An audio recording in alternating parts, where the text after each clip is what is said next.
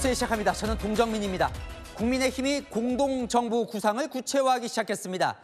김문수 후보는 곧 이낙연 전 총리와 이준석 개혁신당 후보에게 이 개헌을 고리로 한 사실상 공동정부를 제안할 예정입니다. 잠시 후 단독 보도 준비되어 있습니다. 그에 앞서 대선 11일 앞두고 요동치고 있는 여론부터 전해드리겠습니다. 일주일 사이 이재명 민주당 후보 6%포인트 빠지고 김문수 후보가 7%포인트 오르면서 격차가 크게 줄었습니다.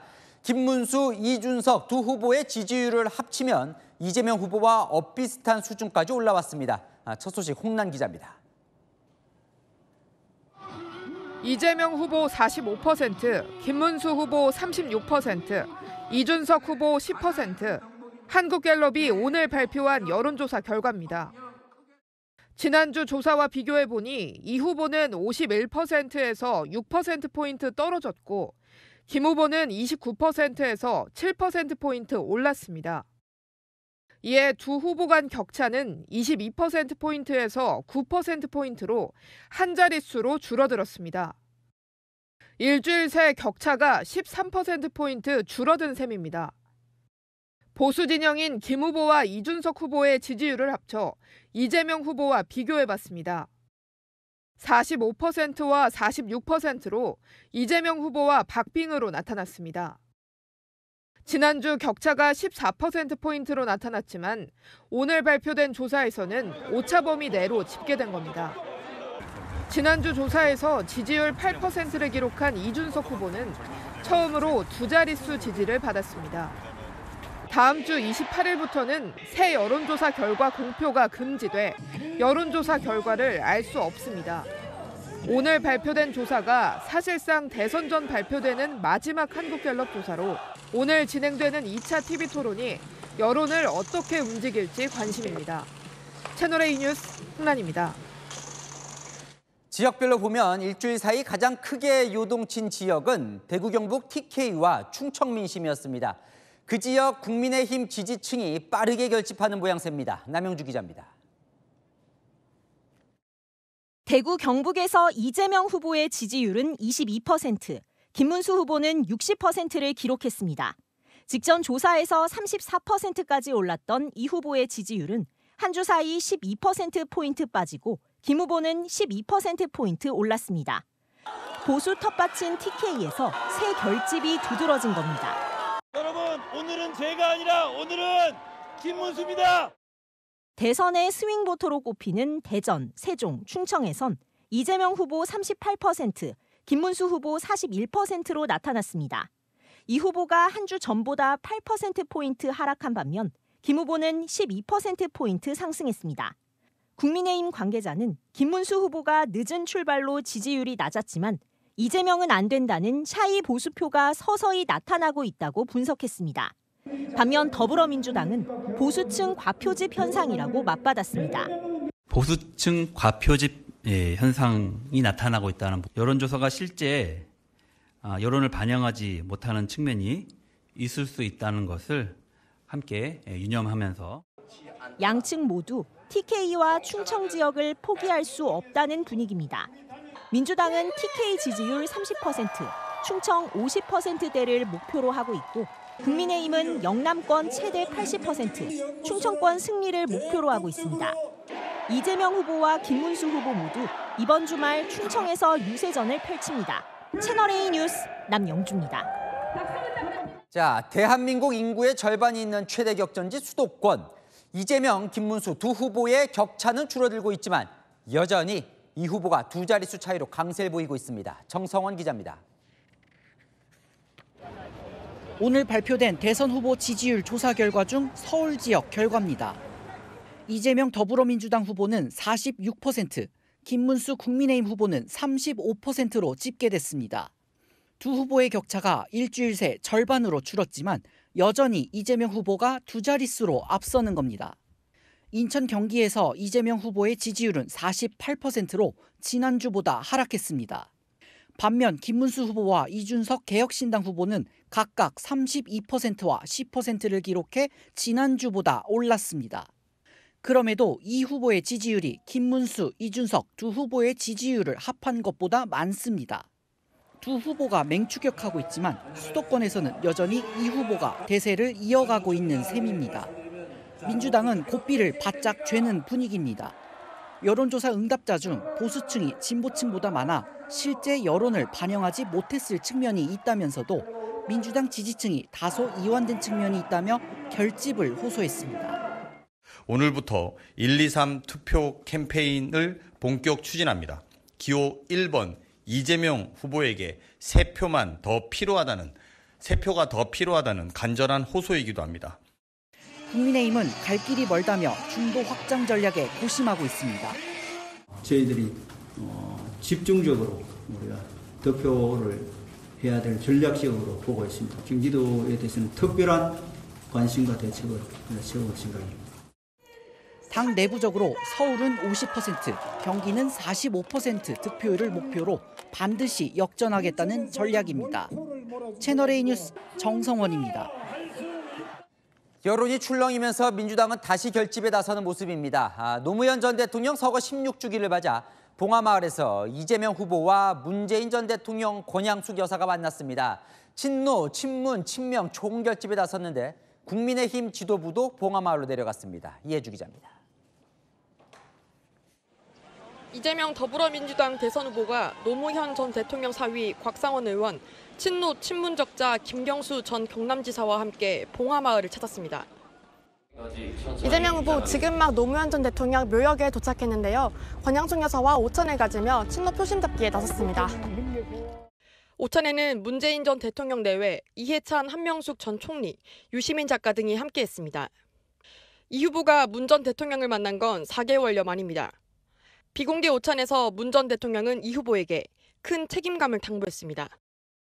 지금이 대한민국의 운명을 정하는 정말로 중요한 국면이라는 말씀 해주셨고 큰 책임감을 가져달라 이런 말씀 해주셨습니다. 지난 3년간 혐오와 적대감을 키우는 과정에 검찰권 남용이 매우 큰 역할을 했다는 대화도 오간 걸로 알려집니다. 검찰개혁을 고리로 친노, 친문, 친명 총결집을 시도하는 걸로 해석됩니다. 오늘은 노무현 대통령께서 정치검찰의 탄압 때문에 서거하신 지 이제 16주기가 되는 날입니다. 김용태 국민의힘 비상대책위원장도 봉하마을로 내려와 추도식에 참석했습니다. 일부 시민들은 김 위원장이 내빈으로 소개되자 반발했습니다. 이준석 개혁신당 대선 후보도 봉하마을을 찾아 노 전 대통령처럼 갈 길 가겠다며 대선 완주 의지를 보였습니다. 채널A 뉴스 이해주입니다. 안은 기자, 정치부 박전 기자 나와 있습니다. 자, 사전 투표가 이제 일주일도 남지 않았는데 여론이 그야말로 요동을 칩니다. 그렇습니다. 일주일 사이에 이재명, 김문수 두 후보 양쪽 합쳐서 13%포인트의 움직임이 보였습니다.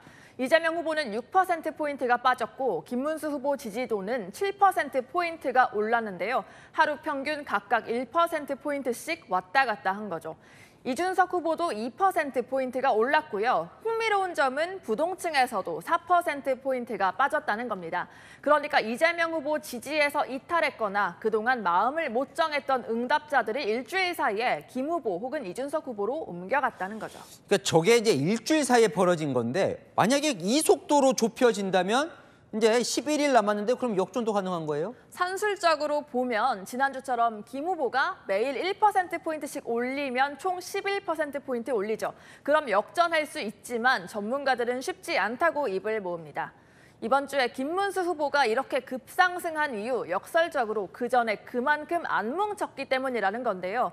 경선과 단일화 파동 거치고 김 후보의 최종 후보 등록이 늦다 보니 이제서야 지지세가 뭉쳤다는 겁니다. 지난 일주일 사이 김문수 후보를 향한 국민의힘 내부 결집도가 5%포인트 오른 91%로 집계됐거든요. 여론조사 전문가에게 물어보니 이번 주 결집도가 아마 최고 수치일 것이라면서 남은 기간 더 올린다고 해도 2에서 3%포인트가 한계라고 하더라고요. 뭉칠 지지자들 거의 뭉쳤다는 거죠. 또 다른 전문가, 그동안 망설였거나 여론조사 전화도 받지 않았던 샤이 보수들이 제자리 정렬되고 있다고 분석했습니다. 자, 어쨌건 일주일 사이에 지금 요동을 쳤는데 민주당 쪽 분위기는 어떻습니까? 민주당은 이러한 접전 양상 어느 정도 예상하고 있었다는 반응 대부분입니다. 김 후보가 5%포인트 차이까지는 붙을 거라고 보는 분위기인데요. 하지만 이재명 후보 지지율은 더 이상 빠져선 안 된다는 기류입니다. 조금 전 말씀드린 정당 결집도 보면 민주당에서는 지난주보다 1%포인트 하락했거든요. 물론 오차 범위로 볼 수 있지만 이게 빠져서 다른 후보에게 가면 2표를 잃는 셈이죠. 그래서 그럼 민주당은 아까 앞서 리포트 보니까 결집? 맞습니까? 그 전략입니까? 그렇습니다. 이제 다시 결집이 전략입니다. 지지층을 최대한 뭉치게 해서 투표율을 최대로 끌어올리겠다는 겁니다. 다시 계엄 그리고 내란을 강조하면서 분노 표심도 자극하고 있는데요. 123 투표 캠페인도 추진하는데 12.3 내란을 123일 만에 국민의 손으로 멈췄다는 의미라고 합니다. 또 평일인 사전투표일을 의식해서 40, 50대 직장인에게 꼭 투표해달라고 독려할 방침입니다. 친노, 친문, 친명 총결집에도 나선 것도 그런 맥락으로 볼 수 있는데요. 문재인 전 대통령 내외, 권양숙 여사와 만나 활짝 웃는 모습도 공개했죠. 특히 검찰개혁권에서 야권 지지층을 투표장으로 불러오겠다는 계획입니다. 자, 반면 국민의힘은 쫓아붙고 있어서 좋은 겁니까? 분위기가 어때요? 국민의힘 지금 오르곤 있긴 하지만 아직도 한참 뒤처지고 있습니다. 결집과 확장을 둘 다 해야 할 판입니다. 일단 결집시킬 지지층이 더 있다고 보고 있습니다. 지난주에 비해서 서울 7%포인트, 부울경 6%포인트, 영남은 12%포인트나 급속도로 오르긴 했는데요. 그래도 윤석열 전 대통령 지난 대선 득표율과 비교했을 때 서울 지지도는 15%포인트가량, 부울경 지지도는 12%포인트가량, 영남 지지도는 13%포인트가량 부족하거든요. 정당 결집도를 감안해도 더 뭉치게 할 수 있다며 공략하겠다고 합니다. 근데 앞서 박 기자 얘기한 대로 전문가들은 지지층은 어느 정도 뭉쳤다. 그럼 결집만으로는 안 될 것 같은데요. 맞습니다. 그래서 중도 확장, 수도권을 받아오지 못하면 어렵습니다. 결국 공들이는 게 다시 돌고 돌아 단일화입니다. 오늘 갤럽 조사 보면 김문수, 이준석 후보 지지율 합치면 46%입니다. 이재명 후보 45%와 1%포인트 차이죠. 오차 범위 내 접전입니다. 국민의힘은 이러면 이준석 후보도 단일화 압박을 받을 거다 보는데 그보다 더 중요한 건 단일화 되더라도 1 더하기 1은 2가 될지 의문이라는 게 전문가들 이야기더라고요. 선거를 오래 봐온 한 정치학과 교수는 이준석 표는 김문수, 윤석열 둘 다 싫어하는 표들이 대부분이라면서 김문수로 단일화하면 아예 투표를 포기할 가능성이 있다고 말하더라고요. 민주당이 노리는 부분도 이 부분입니다. 다른 여론조사 전문가는 김문수 후보만의 계기가 있어야 이 중도 보수 표심을 살 수 있다고 조언합니다. 윤석열 전 대통령과의 보다 확실한 절연 같은 거죠. 이번 선거 결국에는 진영 대 진영, 48대 51 싸움으로 갈 수 있다는 게 전문가들의 공통된 분석이었습니다. 점점 더 치열해지겠군요. 네, 한희 기자, 박지한 기자였습니다. 자, 지금부터는 김문수 국민의힘 대선 후보 측이 준비하고 있는 공동정부 관련 단독 보도로 이어갑니다. 김 후보 측은 이낙연 전 총리, 이준석 후보에게 개헌 협약서를 함께 쓰자고 제안할 예정입니다. 그 안에는 공동정부를 연상시키는 내용이 포함된 것으로 파악됐습니다. 최지원 기자가 그 협약서 내용을 단독 취재했습니다. 김문수 국민의힘 후보 측이 준비한 대한민국 헌법개정협약서라는 제목의 협약서입니다. 임기 단축 개헌을 위한 7가지 구체적인 실행 약속이 담겼습니다. 대통령직 속으로 정치혁신부를 설치하고 개헌기구에 참여한 정당, 인사를 장관으로 임명한다는 내용도 명시했습니다. 이 협약서는 전병헌 새미래민주당 원내대표와 이낙연 상임고문 측에 전달된 것으로 확인됐습니다. 반 이재명 빅텐트 구축을 위해 사실상 공동정부를 제안한 겁니다. 공동정부란 서로 다른 정당이 정부 내각을 함께 구성하는 것을 의미합니다.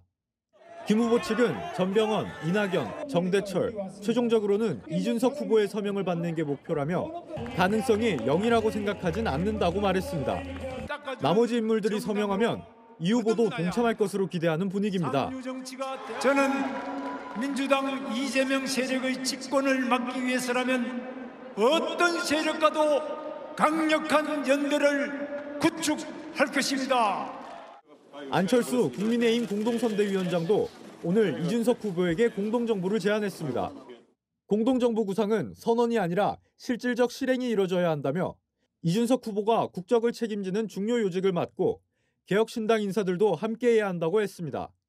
채널A 뉴스 최재현입니다. 김문수 후보도 측근들에게 공동정부도 수용할 수 있다는 뜻을 밝힌 것으로 파악됐습니다. 이준석 후보는 공동정부로 이길 수 없다며 관심 없다는 반응인데요. 하지만 마침 또 오늘 이 후보는 개헌 공약을 발표했습니다. 이어서 백승현 기자의 단독 보도입니다. 김문수 국민의힘 대선 후보가 측근들에게 어떤 형태의 연대든 수용하겠다는 뜻을 밝힌 것으로 확인됐습니다. 김문수 후보 측 관계자는 김 후보도 공동정부든 연립정부든 다 오케이 하겠다고 했다며 당대당 통합이든 연대든 공동정부 키워드를 가지고 수용성을 넓히겠다는 것이라고 말했습니다. 이준석, 이낙연 등과 단일화 빅텐트만 친다면 연대 방식은 다 열려 있다는 취지로 풀이됩니다. 김문수 후보가 혼자서 집권 안 하겠다는 말도 한 것으로 전해집니다. 하지만 이준석 개혁신당 대선 후보는 공동정부를 고리로 한 단일화에 대해선 선을 그었습니다. 김문수 후보의 어떤 공동정부 구상이라든지 이런 것들을 선의를 제가 의심하진 않습니다만은 저렇게 해서 이길 수가 없습니다. 이 후보는 오늘 4년 중임제, 대통령 사면권 제한 등을 골자로 한 개헌 공약을 발표했습니다. 김 후보 측은 이 후보가 부정적이라 해도 공동정부 등을 고리로 한 단일화 연대 시도를 계속하겠다고 했습니다. 채널A 뉴스 백승현입니다. 이낙연 상임고문 측도 공동정부에 긍정적인 것으로 파악됐습니다. 협약서를 전달받고 공동정부란 표현이 들어있어야 한다고 말한 것으로 확인됐는데요. 구체화된다면 이낙연 고문과 실제 논의로 이어질 것으로 보입니다. 최승현 기자의 단독 보도로 이어갑니다.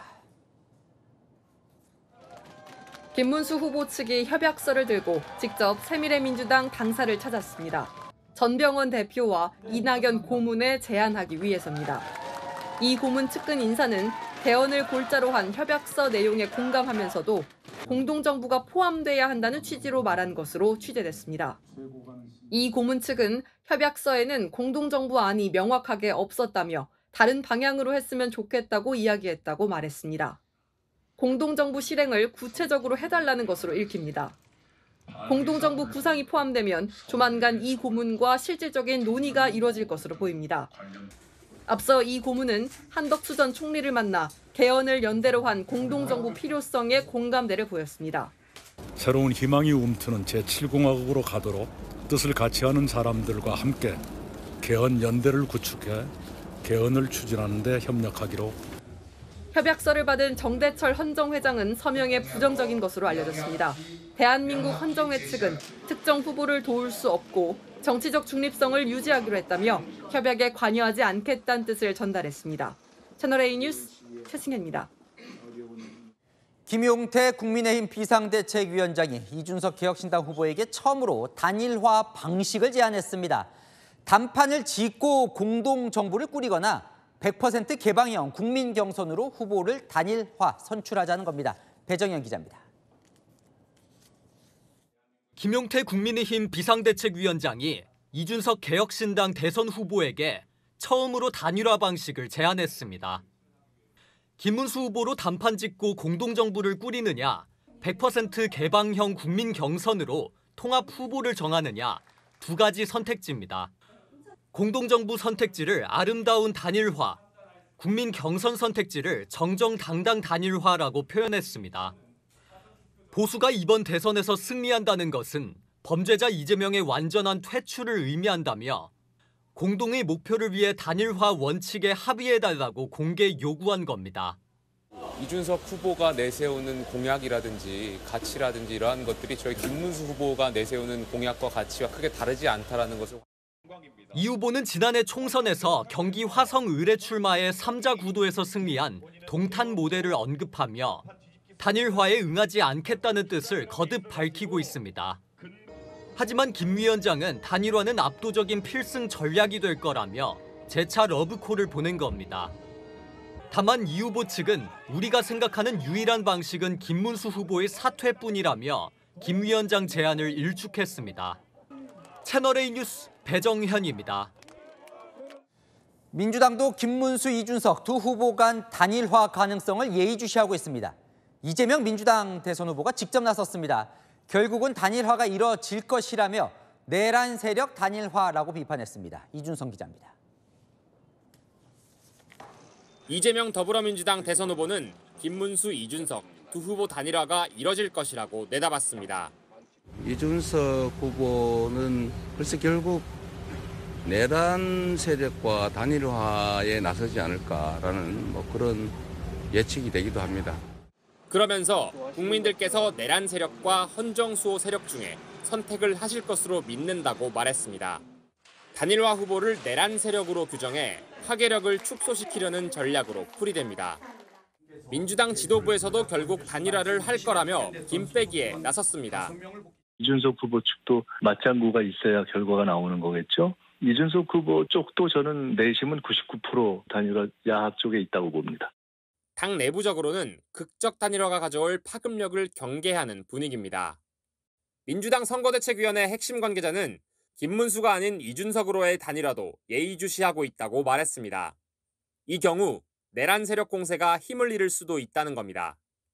이준석 후보는 내란 세력과 함께할 일 없다고 선을 그었습니다. 채널A 뉴스 이준성입니다. 네, 안희 기자, 정치부 손인혜 기자 나와 있습니다. 앞서 저희가 이제 단독 보도 여러 개 공동정부 관련해서 전해드렸는데 오늘 여러 가지 제안을 했네요. 네, 맞습니다. 최종 단일화를 위한 총동원이 시작됐습니다. 공동정부도 던지고 단일화 방식도 던지고 이재명 후보 막기 위해서 뜻을 함께하는 사람은 다 끌어모아서 같이 가겠다는 겁니다. 자, 공동정부. 이게 정확히 뭡니까? 뭐 하는 거예요? 네, 공동정부 글자에서도 알 수 있듯이 서로 다른 정당이 정부를 구성하는 것을 말합니다. 우리나라는 대통령제죠. 대통령 밑에 총리, 각 부처 장관들이 있습니다. 오늘 협약서를 보면 정치혁신부를 언급하면서 개헌기구에 참여한 정당 인사를 장관으로 임명한다고 적혀 있습니다. 빅텐트에 들어오면 장관 자리 주겠다는 겁니다. 공동정부의 1단계라고 해석할 수 있겠죠. 네, 이 공동정부를 그래서 누구랑 한다는 거예요? 네, 반 이재명을 위한 빅텐트에 참여한 모두입니다. 핵심 인사는 이낙연, 이준석 두 사람으로 보시면 될 것 같습니다. 두 사람 각각 국민의힘이 아닌 새미래민주당, 개혁신당이죠. 결국 김문수 후보 본인이 대통령이 되면 이낙연, 이준석 두 사람 본인뿐 아니라 그들이 소속된 정당 인사를 장관으로 내줄 수 있다는 취지로 보입니다. 측근의 말을 들어보니까 김 후보가 혼자 집권하지 않겠다는 말을 한다고 하더라고요. 혼자 집권하지 않겠다. 결국 뭐가 목표인 겁니까? 네, 결국은 이준석 후보와의 단일화입니다.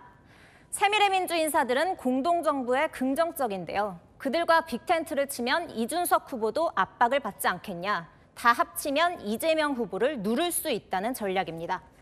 하겠습니까? 네, 앞서 보신 것처럼 이낙연 상임고문 쪽은 이제 긍정적입니다. 당사자는 연락이 닿지 않은 상황이지만 측근들은 일단 개헌을 골자로 한 협약서 내용에는 어느 정도 공감을 했고 오히려 공동정부 구상이 포함돼야 한다는 생각이 강합니다. 김 후보 측은 협약서는 초안이고 대상자들과 접촉하면서 내용을 완성해 나갈 것이라고 합니다. 결국은 이준석 후보와의 단일화가 목표라고 했는데 이준석 후보 쪽이 지금 부정적인 거잖아요. 맞습니다. 이준석 후보는 여전히 단일화도 없고 공동정부도 관심 없다는 입장입니다. 그래서 국민의힘 더 센 카드를 검토 중입니다. 어제 김문수 후보 40대 총리 카드를 꺼내들었는데 누가 봐도 이준석 후보에게 보내는 러브콜이라는 해석이었죠. 선대위 핵심 관계자, 총리보다 더한 것도 줄 수 있다, 합당도 가능하다, 후보 빼고 다 줘야 한다고 하더라고요. 여기에 김용태 비대위원장이 새로운 카드를 던졌습니다. 아름다운 단일화, 즉 단판 협상과 정정당당한 단일화, 100% 개방형 국민 경선입니다. 당원을 빼고 전 국민을 상대로 여론조사를 돌리겠다는 건데요. 당심으로 선출된 김문수 후보에겐 불리할 수 있는 방식이지만 단일화 방식도 다 열려 있다는 겁니다. 결국 공동정부든 단일화 협상이든 일단 다 던지는 모양새입니다. 민주당은 어떻게 보고 있어요? 네, 민주당도 심상치 않게 보고 있습니다. 그동안에는 단일화에 대해서 한 걸음 떨어져 있었다면 오늘은 단일화가 될 것이라며 완전히 달라졌습니다. 그러니까 이게 궁금하던데 왜 된다고 이야기를 하는 겁니까? 실제 그렇게 생각하는 거예요? 네, 일단은 단일화가 실제 될 때를 대비해서 김 빼기에 나서는 것으로 보입니다. 이준석도 내란 세력이다라고 몰아가는 동시에 단일화가 될 경우 파괴력을 최대한 떨어뜨리려는 겁니다. 두 번째로는 단일화가 안 되면 좋지만 실제 될 경우를 주요한 변수가 되기 때문에 대비를 하는 분위기입니다. 내부적으로는 김문수, 이준석 두 후보 중에 누구로 단일화가 될지를 두고 여러 분석을 하고 있습니다. 네, 잘 들었습니다. 아는 기자, 손인혜 기자였습니다. 대선 11일 남은 최대 변수 중 또 하나는 두 번 남은 TV 토론회입니다. 잠시 후 8시 2차 토론회가 시작되는데요. 먼저 이재명 후보 측 1차 때처럼 김문수, 이준석 두 후보의 협공이 예상되는 상황. 이재명 후보가 평정심을 유지하는 것, 이번 토론의 핵심 포인트라고 설명했습니다. 이서영 기자입니다. 김문수 국민의힘 대선 후보의 주 52시간 예외 조항 도입 공세에 이재명 더불어민주당 대선 후보가 양팔을 들어올리며 반박합니다.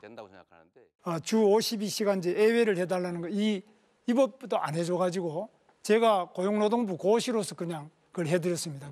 그 6개월로 늘리는 걸 도와달라는 게 정부 입장이었잖아요. 네, 그렇습니다. 그런데 뭐 어쩌라고요? 이준석 개혁신당 대선 후보와 신경전을 벌이기도 했습니다. 첫째로 곡물 쌀값 관리에 3조 원이 든다. USDC 질문입니다. 잠깐만 계세요. 저 대답은 우리가 자율적으로 하는 것이죠. 오늘 진행되는 2차 TV 토론회의 주안점은 평정심입니다. 민주당 선대위 관계자는 김문수, 이준석 후보가 비난하는 영상을 보여주며 이 후보에게 침착함을 잃지 말라고 당부했다고 전했습니다. 예방접종 차원의 일명 백신 영상을 틀어줬다는 설명입니다. 또 다른 후보에 대한 네거티브보다는 윤석열 정부의 실정을 강조하는 방향으로 공격 포인트를 잡을 방침입니다. 대한민국 경제만 더 많이 어렵습니다. 제일 큰 원인은 이 윤석열 정부, 국민의힘 정권의 무능, 무책임 때문입니다. 지난 3년 동안 대체 뭘 했나 한번 생각해 보면 기억나는 게 없습니다. 당대표 시절 추진했던 연금 의료개혁을 완수하겠다는 발언도 할 예정입니다. 채널A 뉴스 이서영입니다. 김문수, 이준석 후보는 오늘도 이재명 후보 협공에 나설 걸로 보이는데요. 토론 태도를 지적하고 과거 논란의 발언을 소환에 압박하겠다는데 조민기 기자가 미리 알아봤습니다. 지난 1차 TV 토론회에서 이재명 후보 협공에 나섰던 김문수, 이준석 후보. 김문수 후보님, 기본소득이라는 정책에 대해서 어떻게 생각하십니까? 그건 뭐 말이 안 되는 이야기죠. 값싸고 안전한 원자력을 왜 그동안 안 했느냐. 이것이 잘못된 환경론자들의 주장 때문에 그런데.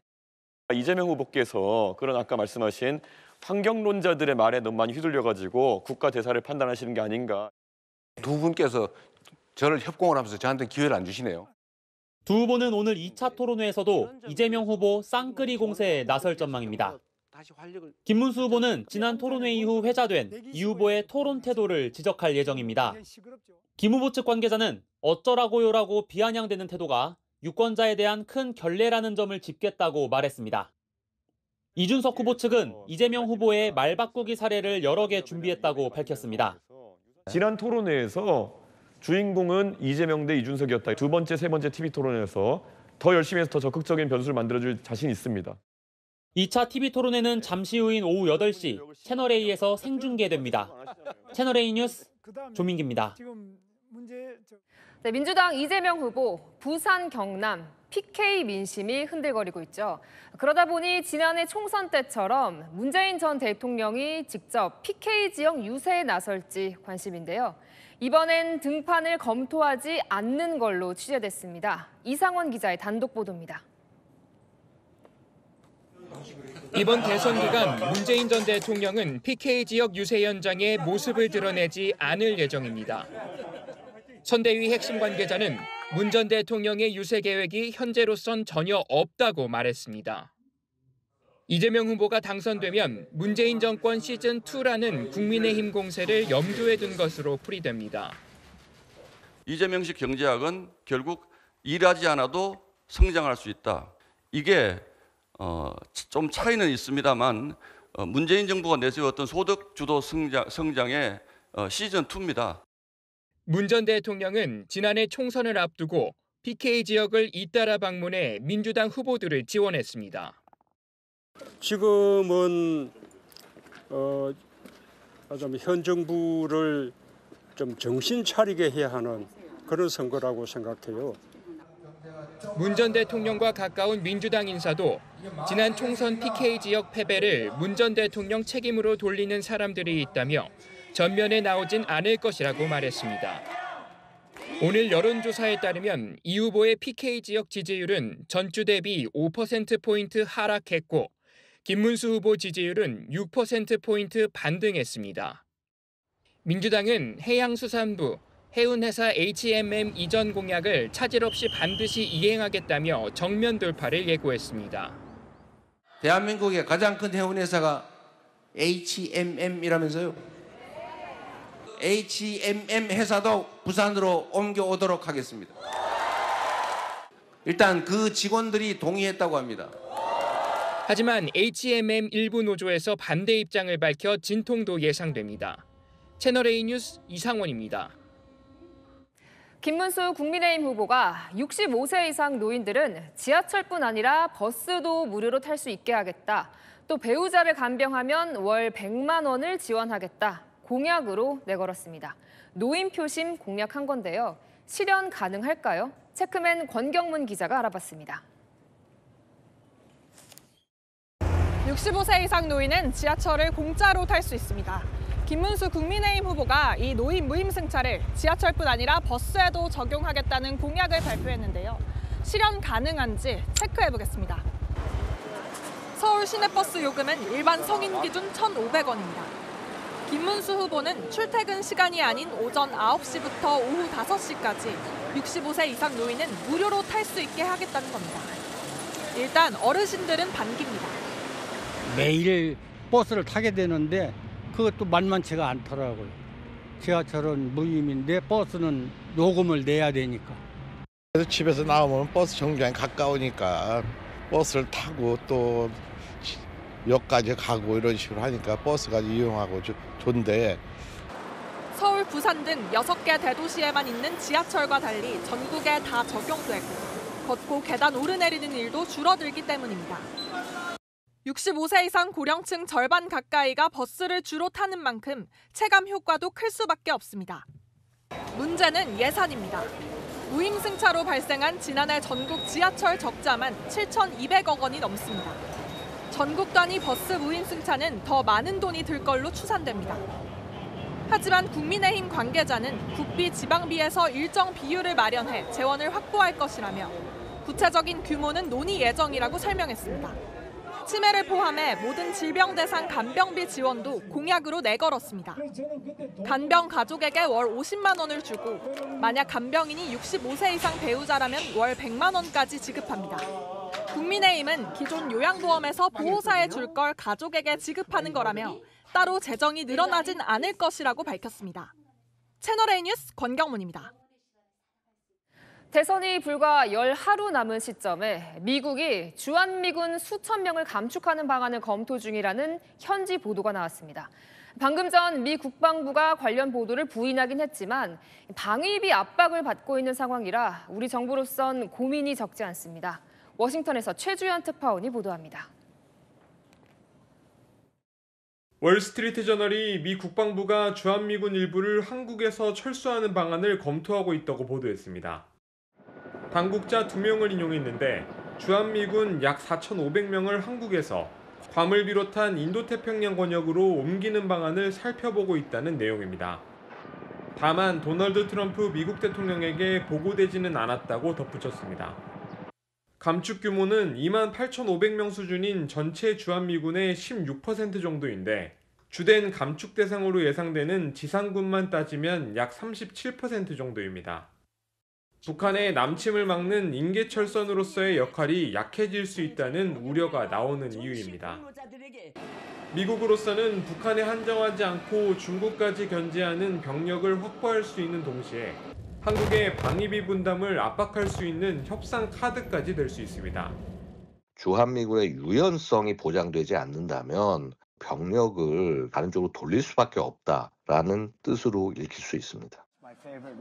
앞서 트럼프는 주한미군 감축과 방위비 분담금 재협상을 여러 차례 주장한 바 있습니다. And if I were there now, they'd be paying us $10 billion a year. And you know what? They'd be happy to do it. It's a money machine, South Korea. 우리 국방부는 미국이 일방적으로 결정할 수 없는 문제라며 구체적 논의는 전혀 없었다고 선을 그었습니다.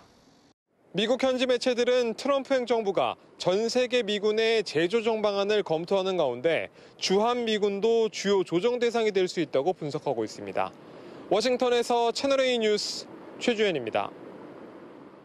대선 막판 불거진 주한미군 감축론에 대권주자들 안보 정책이 새 변수로 떠올랐습니다. 당장 김문수 후보는 이재명 후보의 안보관을 문제 삼고 나섰고 민주당은 차분히 다룰 주제라며 대응했습니다. 박선영 기자입니다. 국민의힘 김문수 후보가 더불어민주당 이재명 후보에게 지난 대선 과정에서 했던 점령군 발언을 사과하라고 요구했습니다. 친일 세력들이 이제 이 미점령군하고 이렇게 합작을 해가지고 다시 그 지배체제 그대로 유지했지 않습니까? 깨끗하게 나라가 출발되지 못해서. 김 후보는 SNS를 통해 이 후보는 과거 주한미군을 점령군이라며 폄훼한 바 있고 한미일 연합 군사훈련을 극단적 친일행위라고 매도한 적도 있다며 지금이라도 과거 발언을 사과하고 한미동맹에 관한 확고한 입장을 밝히길 바란다고 강조했습니다. 국민의힘도 공세에 가담했습니다. 주한미군을 점령군이라 부르고 북한과 중국 앞에서 침묵한 인물이 국정을 맡게 되면 이에 더불어민주당은 차분히 다룰 사안이라며 논란이 커지는 것을 경계했습니다. 우리 당은 다 아시는 것처럼 한미동맹의 굳건함, 한미동맹의 연대에 대해서 굳건하게 이어갈 겁니다. 개혁신당 이준석 후보는 주한미군은 미국의 전략적 이해관계 때문에 주둔해 있는 것인 만큼 한국이 당당히 대응해야 한다고 강조했습니다. 채널A 뉴스 박선혜입니다. 긴 여정 속에.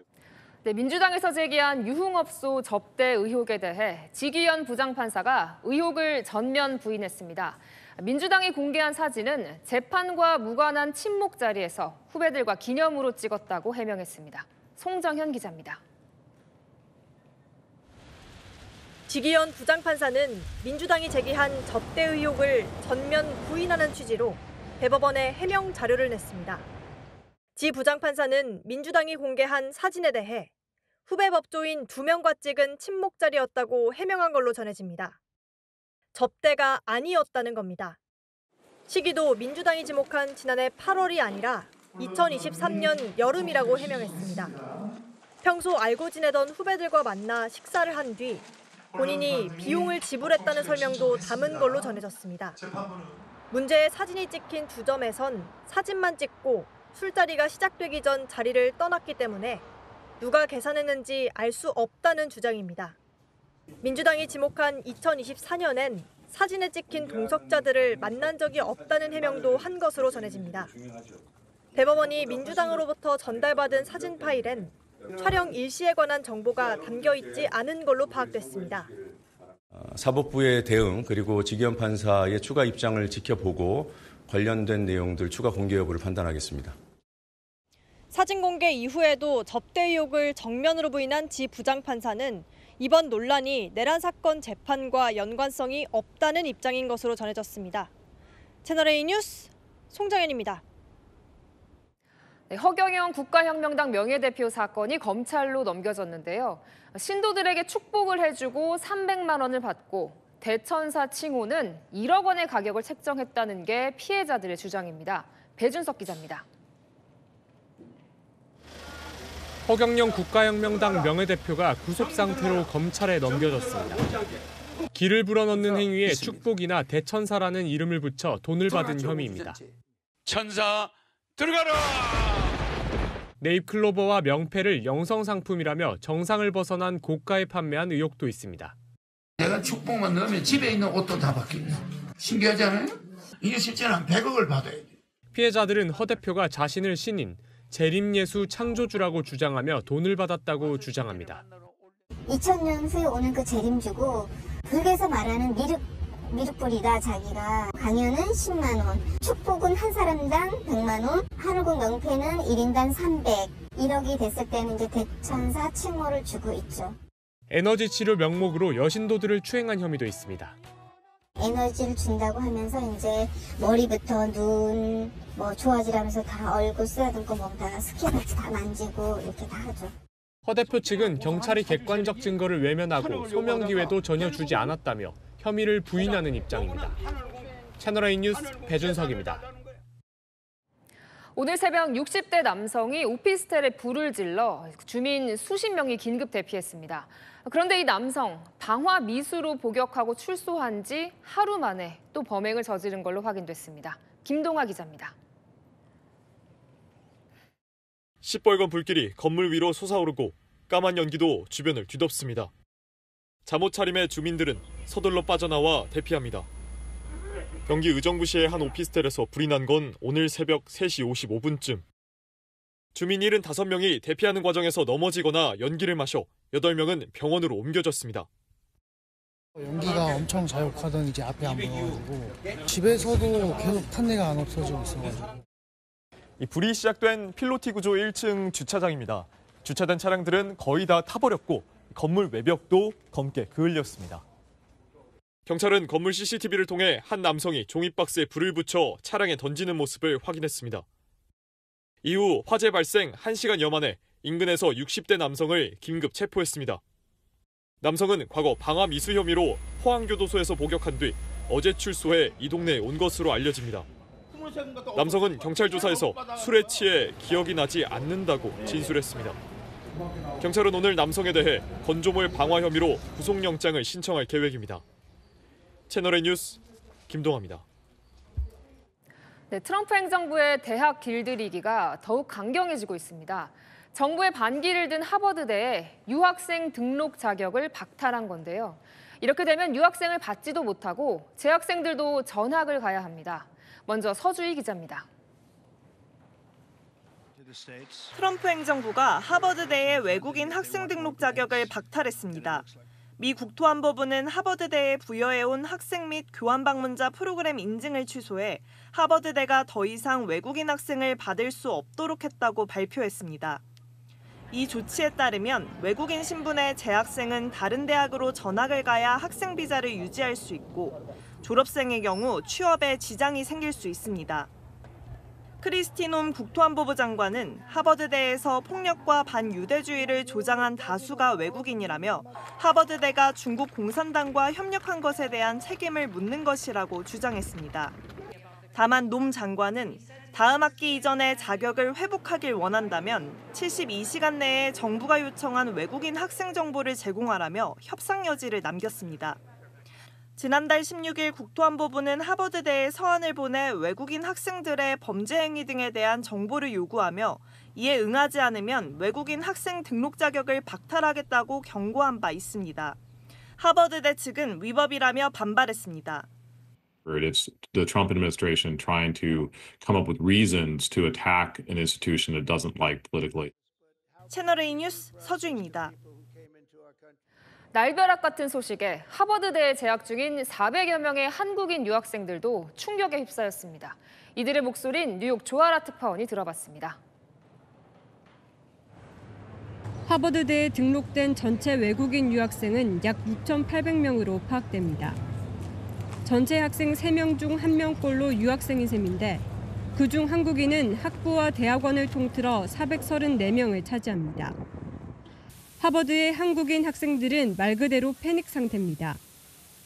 다음 주 졸업을 앞두고 취업에 성공한 한 한국인 유학생은 모든 게 물거품이 될 위기에 처했습니다. 학교에서 스폰서해주는 비자로 취업 비자로 얻을 때까지 있어야 되는 상황인데 이제 스폰서하지 못하다 보니까 취업 비자 딸 때까지 미국에 있을 수가 없는 거예요. 재학생들은 전학을 가더라도 하버드 학위를 받을 수 있는 조치가 이루어지길 기대하고 있습니다. 이제 학위를 2개를 받는다거나 아니면 그래도 하버드 학위를 받을 수 있다 이런 식으로 나오는 게 가장 좋을 것 같고요. 주 보스턴 총영사관 측은 하버드대 측이 트럼프 행정부의 통보를 협상용 엄포일 수도 있다고 보고 대응에 나서는 만큼 일단 지켜보는 중이라고 설명했습니다. 트럼프 행정부가 다른 대학에도 유학 차단 조치를 내릴 수 있다고 엄포를 놓은 가운데 친팔레스타인 시위 중심지인 이곳 컬럼비아대를 비롯한 대학가의 불안감이 갈수록 커지고 있습니다. 뉴욕에서 채널A 뉴스 조아라입니다. 일본의 한 호텔에서 제일교포 3세 여성에게 숙박을 하려면 일본 이름을 적으라고 요구했습니다. 이 여성은 창씨 개명을 강요한 거라고 주장하며 손해배상을 청구했습니다. 도쿄에서 송찬욱 특파원입니다. 일본 도쿄 번화가인 신주쿠의 한 호텔. 고베에 있는 한 대학에서 일하고 있는 제일교포 3세 A씨는 지난해 9월 도쿄로 출장 와서 이 호텔을 예약했습니다. 체크인을 하려고 하자 여권을 내라는 요구를 받았습니다. 특별 영주 자격을 가진 제일교포는 호텔에 숙박할 때 일본인과 마찬가지로 여권을 낼 필요가 없는데요. 여권을 안 가져왔다고 하자 호텔 측에선 숙박하려면 일본 이름을 적어내라고 요구했습니다. このフロントで2本目を書いてくれたら止めてもいいですよっていうふうに言われました。スルメを強要するということは総司会名の繰り返しです。 인종차별이고 일본 현행법도 어긴 것이라며 A씨는 어제 220만 엔, 우리 돈 약 2,110만 원의 손해배상 청구 소송을 냈습니다. 裁判で判例を作って、全国のホテルがこういった差別はやってはいけないっていうことを持っておくっていう、そういうふうに社会を動かしたいなと思ったんです。 소송당한 호텔 측은 일본에 주소가 있는지를 확인하려 한 것이지 차별은 아니라고 주장했습니다. 도쿄에서 채널A 뉴스 송찬욱입니다. 네, 지난해 여름도 참 더웠죠. 기상청이 올해는 비도 많이 내리고 더 더울 것으로 예상했습니다. 역대 최악의 폭염이 될 거란 우려가 나오는데요. 왜 그런 건지 김재혁 기자가 알아봤습니다. 계절의 여왕 5월이지만 요 며칠 두 달 앞선 때이른 무더위가 기승이었습니다. 올해도 더울 것 같아서 걱정이에요. 장마가 막 엄청 길다고 했는데 피해가 없었으면 좋겠어요. 기상청은 3개월 날씨 전망을 발표했는데 이번 여름은 평년보다 더 덥고 습할 것으로 예상했습니다. 6월은 대체로 평년보다 높고 7, 8월은 확실히 더 덥다는 겁니다. 관측 이래 가장 더웠고 열대야도 20일 넘게 이어졌던 작년 여름보다 더한 최악의 폭염이 다가오는 겁니다. 원인은 펄펄 끓고 있는 바다입니다. 한겨울에도 좀처럼 식지 않더니 지금 적도 부근은 붉은색을 넘어 보라색으로 해수면 온도가 30도를 넘고 있습니다. 바다를 식혀줄 북극은 예년보다 눈이 적게 덮였고 찬 기온도 멀리 못 가고 극지방에 갇혀 있습니다. 북태평양 고기압이 우리나라로 다가오면 고기압의 그 가장자리를 따라서 난기가 유입되게 되겠습니다. 그렇게 되면 우리나라는 기온이 상승하는 것입니다. 때이른 물폭탄도 대비해야 합니다. 강수량은 7, 8월은 평년과 비슷하지만 6월은 평년보다 많을 것이라고 기상청은 내다봤습니다. 태풍은 예년과 큰 차이 없습니다. 다만 올여름 북태평양 고기압이 동쪽에 치우쳐 있어 태풍 경로가 대만이나 일본 남동쪽으로 향할 가능성이 높은 것으로 보고 있습니다. 채널A 뉴스 김재혁입니다. 네, 때이른 더위에 반갑지 않은 손님이 일찍도 찾아왔습니다. 서울에 첫 모기주의보가 발령됐는데요.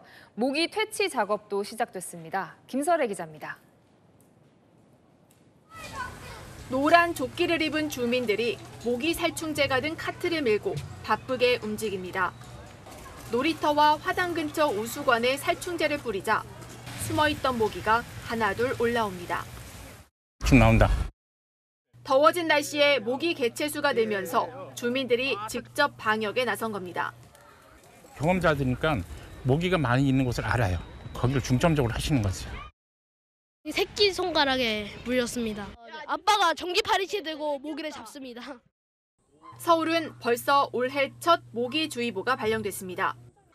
하루 평균 모기 개체수를 1부터 100까지 지수로 환산해 총 4단계로 예보를 하는데 3단계 주의 단계에 해당하는 겁니다. 단독주택의 경우 집안에서 모기가 하루에 2마리에서 4마리 발견되는 수준입니다. 모기 활동 지수가 가장 높은 4단계 불쾌 지수 진입 시기도 매년 빨라지는 추세입니다. 4월 달도 상당히 이제 더웠잖아요. 그러니까 이제 모기들도 빨리 나오고 모기 양들이 많아지는 거죠. 질병청은 모기로 전염되는 일본내염주의보 발령 시기도 매년 앞당겨지고 있다며 각별한 주의를 당부했습니다. 채널A 뉴스 김설혜입니다. 최근 개인정보 유출 사건이 잇따르면서 새로운 아이템들이 주목받고 있습니다. 택배 송장 지우개라는 상품은 품절 대란이 벌어졌다고 하는데요. 김태우 기자가 취재했습니다. 어린이집 앞에 서 있는 방문 파쇄 트럭. 작업자들이 서류가 담긴 자루들을 차량 앞으로 옮겨옵니다. 종이에는 주민등록번호와 주소, 전화번호 등 개인정보가 가득합니다. 차량에 설치된 장비로 서류를 쏟아붓자 파쇄가 시작됩니다. 파쇄기에 들어간 서류는 이렇게 화면을 통해 갈리고 섞인 모습을 확인할 수 있는데요. 글씨는 물론 형체조차 알아볼 수 없게 처리됩니다. 하루 두세 곳 방문했던 파쇄업체는 개인정보 유출 사건이 늘면서 최근 방문 요청이 2배가량 늘었습니다. 오전에 2개, 오후에 2개. 요즘 개인정보에 좀 민감하다 보니까 관공서 의뢰도 많이 들어오고요. 변호사 사무실 아니면 세무사 그런데 대형 파쇄기를 빌리기 어려운 일반 소비자들은 전화번호와 주소 등을 지울 수 있는 개인정보 지우개를 사용하기도 합니다. 택배 송장이나 영수증에 문지르면 에탄올이 잉크를 분해시켜 각종 정보를 말끔히 지워줍니다. 주민번호라든지 이런 것들 좀 작성할 때 좀 많이 주의를 하게 되고 송장 지우개도 활용해서 이제 버리게 되고 전화번호 노출을 걱정하는 소비자들에게는 010 대신 050으로 적어둘 수 있는 안심 주차번호판도 인기입니다. 주민들에게 직접 번호를 배부하는 지자체들도 생겨났습니다.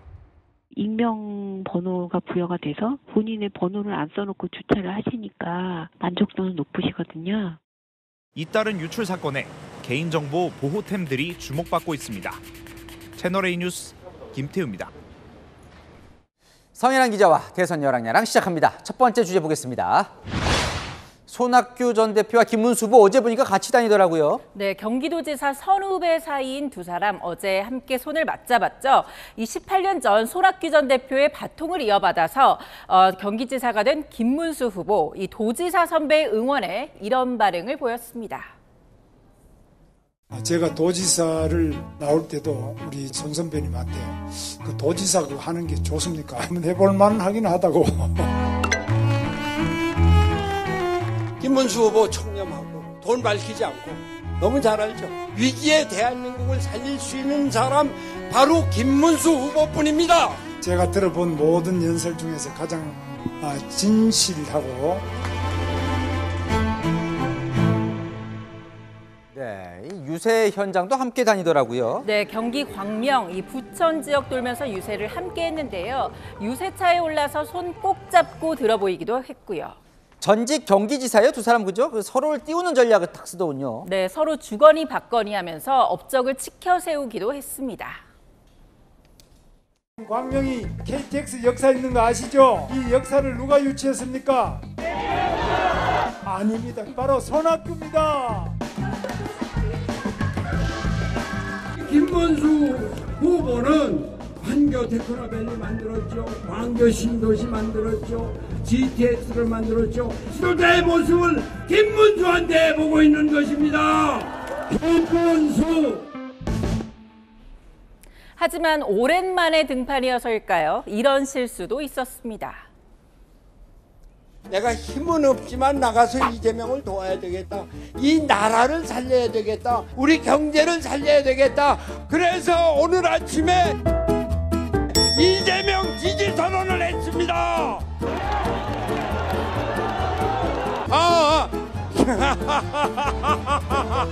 김문수 지지 선언을 했습니다. 제가 늘 힘든 모양이에요. 민주당은 김 후보가 구시대 인물과 손잡고 시대 역행 중이라며 견제구 던졌습니다. 네, 다음 주제 보겠습니다.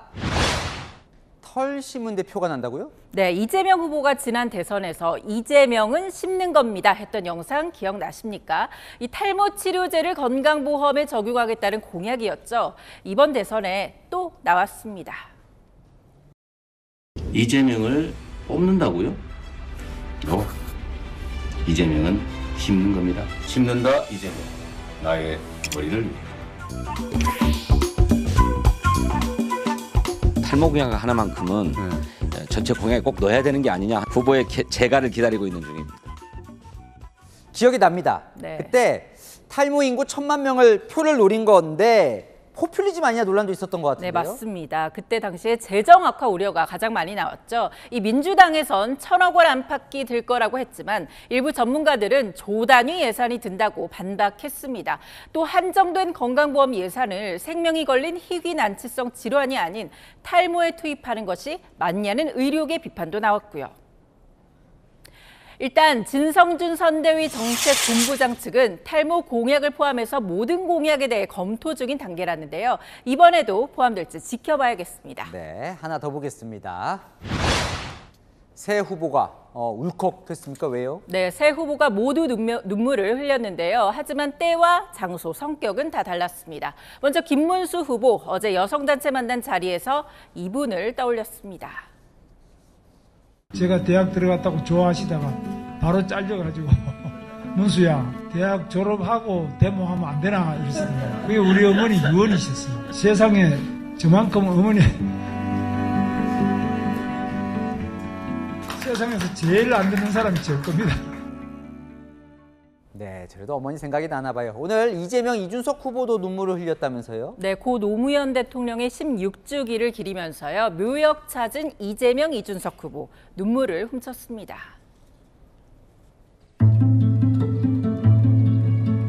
제가 2023년에 미국 유학을 가게 될 때 노무현 대통령께서 저한테 직접 장학 증서를 주시면서 열심히 공부해서 언젠가 나라를 위해서 큰 일을 하고 이바지해야 된다는